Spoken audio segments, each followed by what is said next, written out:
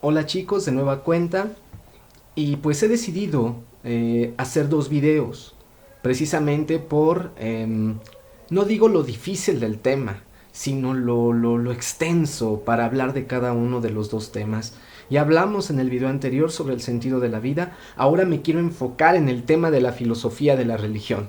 Y una pregunta fundamental que estuvieron ustedes dialogando en el blog, pues es esa, es si es necesaria o no la religión, de acuerdo a el diálogo que tienen en el video este filósofo Rubén Dri y este científico, ¿no? Y ustedes pueden ver que hay dos visiones completamente diferentes acerca de la religión.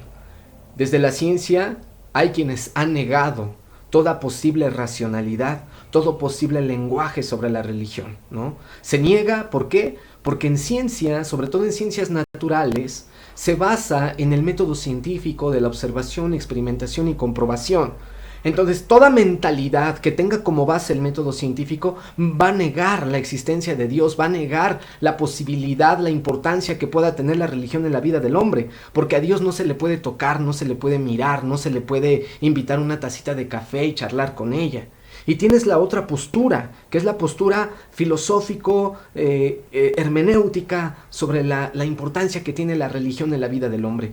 Cómo la religión es un estilo de vida para el ser humano. O sea, más que una serie de ritos, más que una serie de cumplimientos morales, de deberes, de mandamientos, es un estilo de vida para el hombre.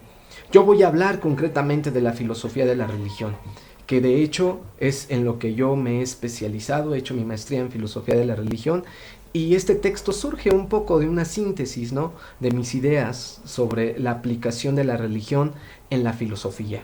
Entonces, he de decir que precisamente para mí, la religión es una forma de vida, es un estilo de vida, es una manera de ser en el mundo. Es decir, yo me comprendo en el mundo como ser religioso, ¿no? Eso se debe entender por religión, ¿no? Desde la perspectiva que yo manejo en el texto.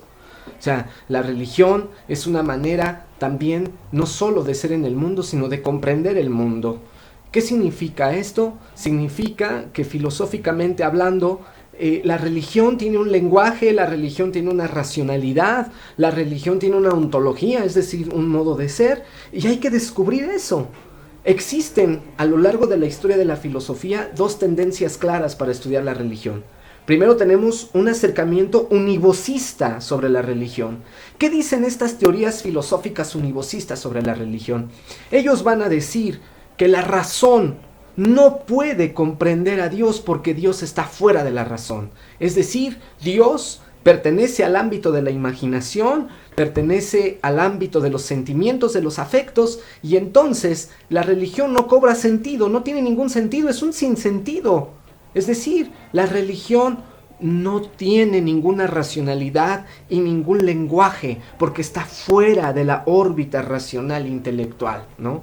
Por ejemplo, los filósofos analíticos van a afirmar que el lenguaje religioso no tiene ningún sentido porque está lleno de metáforas, está lleno de símbolos y nunca se va a poder comprender, conocer la existencia de Dios porque no se le puede aplicar el método científico. A Dios no se le observa, no se le experimenta, no se le comprueba, entonces es un sinsentido. Hay que dejarlo a un lado. Es decir, la razón misma construye la idea de Dios, ¿no? La construye el ser humano, se proyecta el ser humano en Dios, de tal manera que Dios solamente es una característica, es un elemento más de la imaginación y la fantasía de los hombres.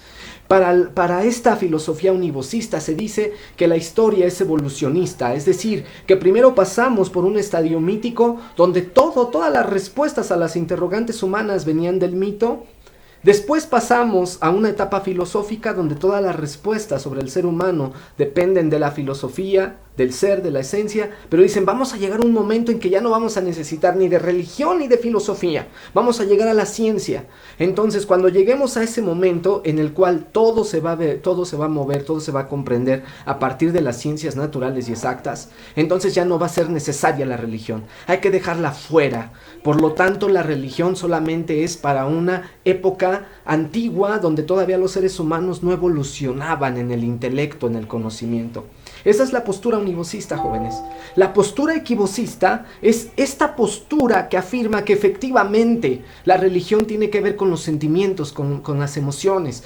Por ejemplo, cito a Schleiermachen, a Rudolf Otto, para quienes el ámbito de la religión es propio del corazón, es propio del sentimiento, es propio de la emoción. De tal manera que cuando pretendemos encontrar verdades científicas en la religión, no las vamos a poder encontrar. ¿Por qué? Porque la religión es parte del sentimiento, es parte de la emoción, es parte de lo afectivo.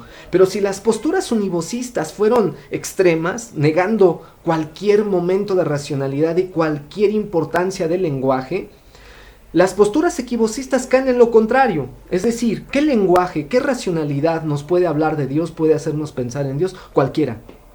El pensamiento, la idea que tengas de Dios es válida, no interesa. Lo mejor es el silencio. ¿Por qué? Porque el lenguaje y la racionalidad prácticamente se quedan cortos para poder comprender la existencia y el sentido de Dios. Entonces, ¿qué pasa aquí? Estamos en un exceso, o sea, del univocismo, donde la religión prácticamente está limitada porque no se puede observar, comprobar y experimentar. Pasamos a la parte equívoca, donde nos queda el silencio porque todo lenguaje y toda racionalidad no dan el ancho para poder comprender la relación que hay entre el hombre y lo divino. Y llega la analogía.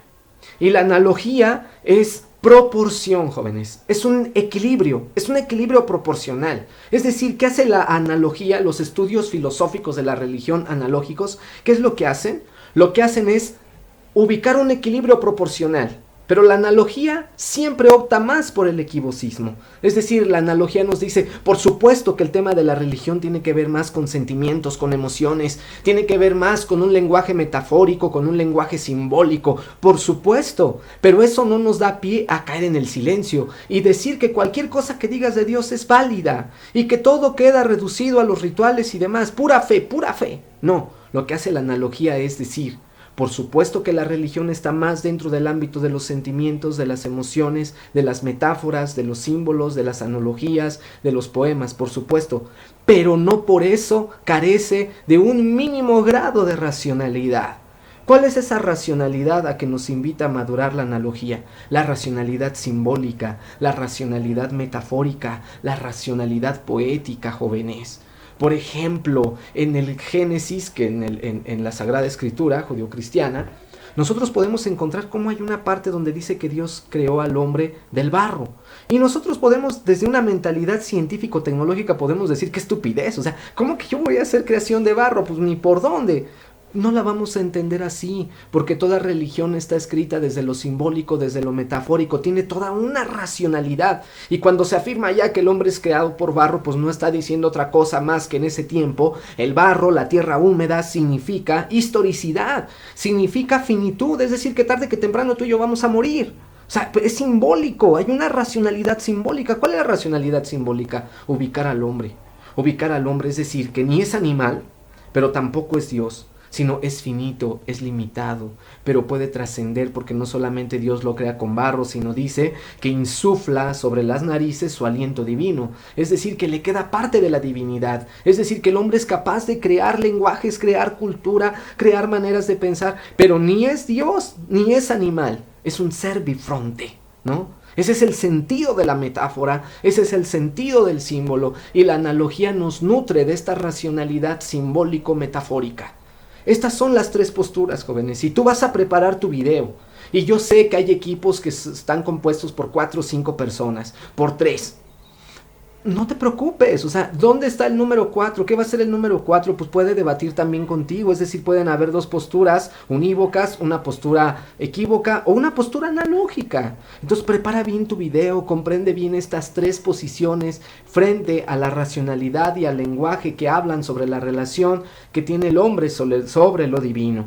Esperamos que sean videos bien hechos, bien logrados, con un fundamento teórico, con tus propias argumentaciones. O sea, no nada más es sí creo porque sí, no creo porque ya, etcétera. Tienes que tener bases y fundamentos en tu argumentación. Es a lo que le vamos a dar el mayor peso para evaluar la actividad.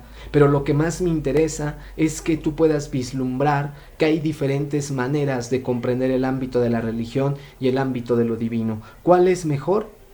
Ninguno. Son elecciones para el sentido de la vida. Pues un gusto estar contigo. Cualquier duda, cualquier eh, aportación al curso, bienvenido, está mi correo electrónico. Sé que un curso en línea les cuesta mucho trabajo porque es romper con el paradigma de tener siempre un maestro dándote clase. Aquí implica leer, aquí implica administrar tiempo. Es un curso completamente nuevo para ti y por eso hace mucho ruido. Siempre lo nuevo nos hace mucho ruido. Hemos querido implementar actividades, videos, etcétera, y esperamos que esto resulte atractivo para ti, pero sobre todo que te permita comprender de mejor manera la realidad en la que vivimos. Sin más, me despido de ti. Hasta luego, que pases excelente día, excelente semana.